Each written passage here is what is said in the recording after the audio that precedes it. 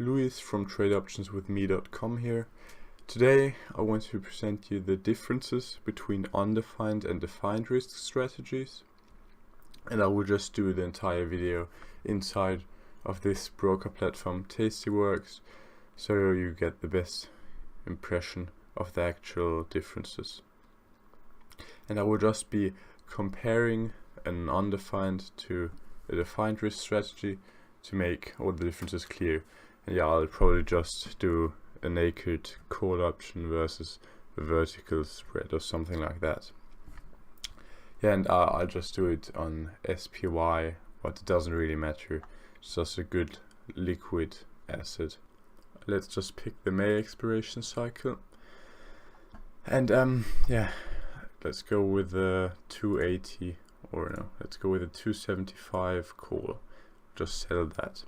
And yeah, the most obvious difference between undefined and defined risk option strategies is the risk.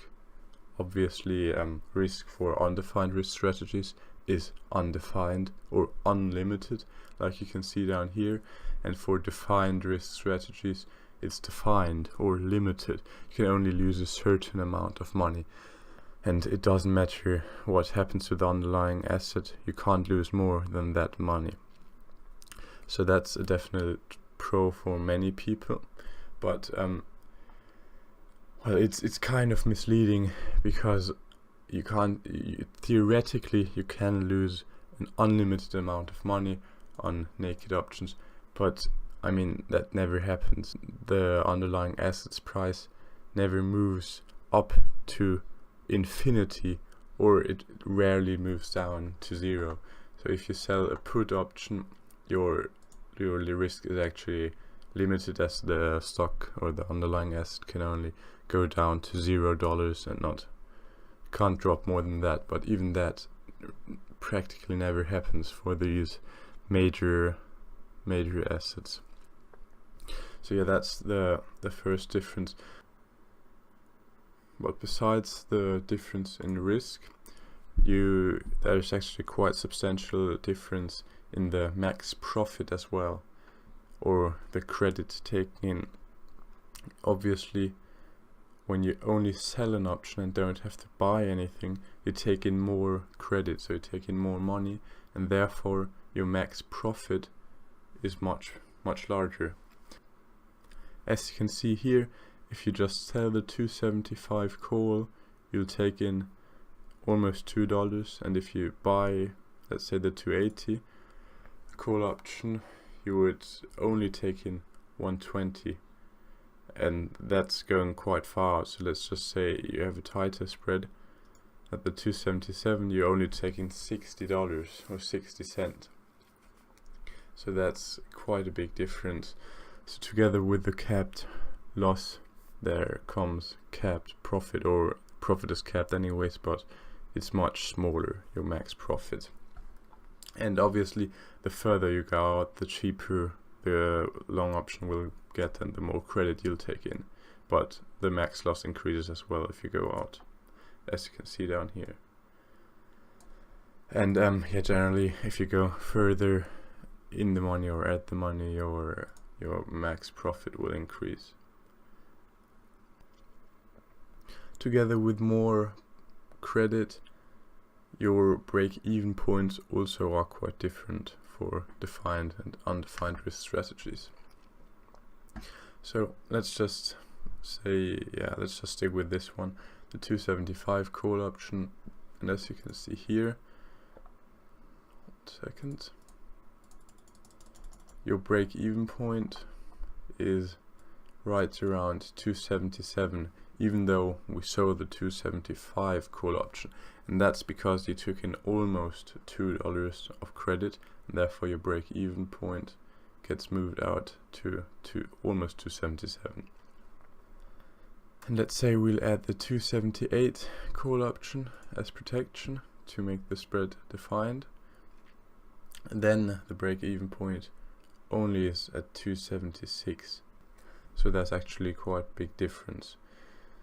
And yeah, the break-even point has a direct impact on the probability of profit, as the stock has, or the underlying asset has less room to move in before this spread becomes loss.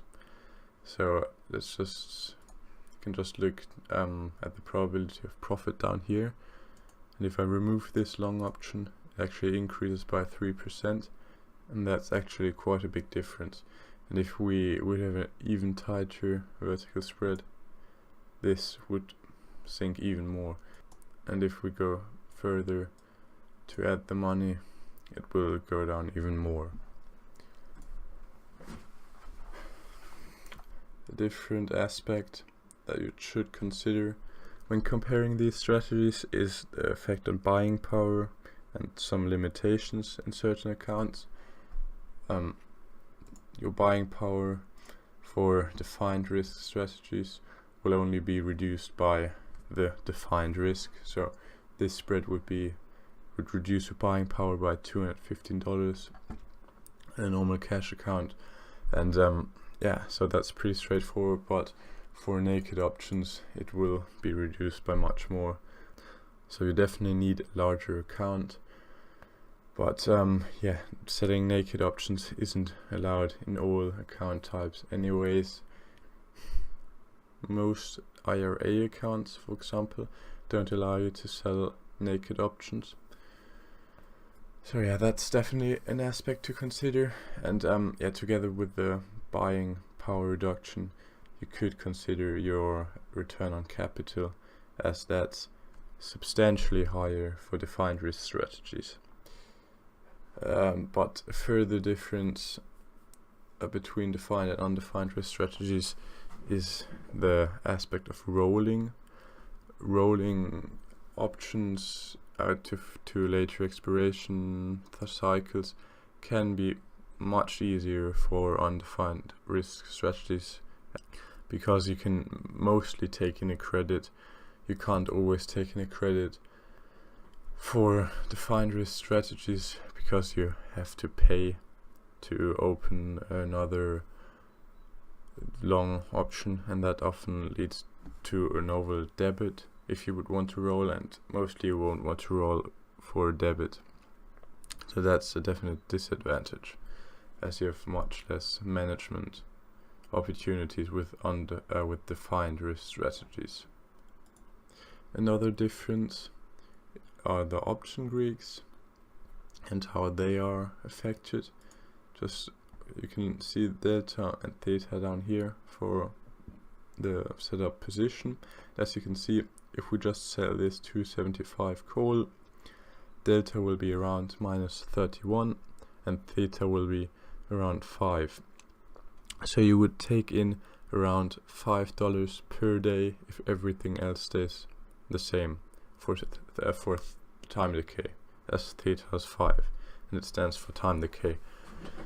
And delta means that your directional risk is to the upside, so you want the underlying asset's price to go down, and you would earn around $31 for a $1 move down.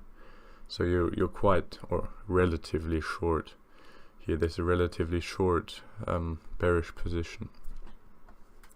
And yeah, if we would add a long option here, these values would decrease, or delta would actually increase and theta would decrease. Yeah, first of all, theta, instead of being 5, you would only take in around a little over $1 per day in time decay if everything stays the same. So that's a lot less. And delta is only -11, so you would be a lot less short. You would profit much less from a move down in the underlying asset. And yeah, the same goes for most of the other Greeks. So yeah, those were most of the differences. So let's sum things up real quick before we finish. Just yeah, in conclusion, the pros of defined risk strategies are the limited risk, the better return on capital, the availability in all account types. And some cons of defined risk strategies are that you take in less premium, therefore your max profit is lower. And yeah, that leads to your break-even point being different, and therefore you have a lower probability of profit. The Greeks are more neutral than the Greeks are for undefined risk strategies, and you have fewer management options.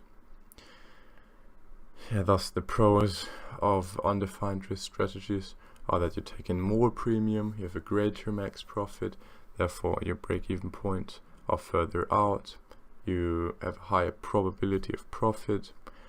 The Greeks are less neutral, more significant for undefined risk strategies, and you have more management options. The cons of undefined risk strategies are that you have an unlimited risk, you have a worse return on capital, as you need quite some capital to put on those trades, and there are account type restrictions. I really hope you learned something new in this video, and thanks for watching.